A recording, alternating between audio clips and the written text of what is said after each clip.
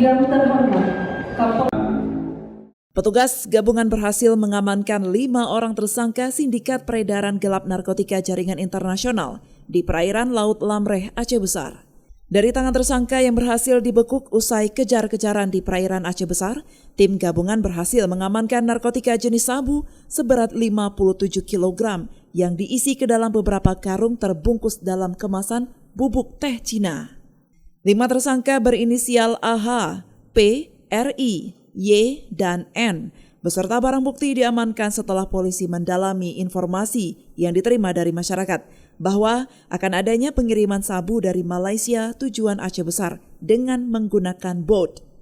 Selain sabu, petugas juga mengamankan 1 pucuk senjata api laras pendek dan 2 unit handphone satelit. Dit Narkoba Polda Aceh kerjasama dengan Kakanwil Bea Cukai berhasil mengungkap peredaran sabu seberat 57 kilo.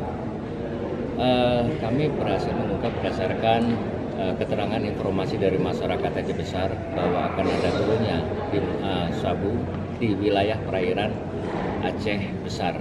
Jadi kemudian tim kami melakukan merapat ke wilayah perbatasan antara Aceh Malaysia dan kami mendapatkan ada 1 speedboat, dan setelah kami geledah di situ kedapatan membawa 57 kilo sabu. Kepada 5 pelaku, 2 pelaku pengendali di laut, 2 pelaku pengendali di darat, dan 1 selaku pemilik barang yang ada di darat.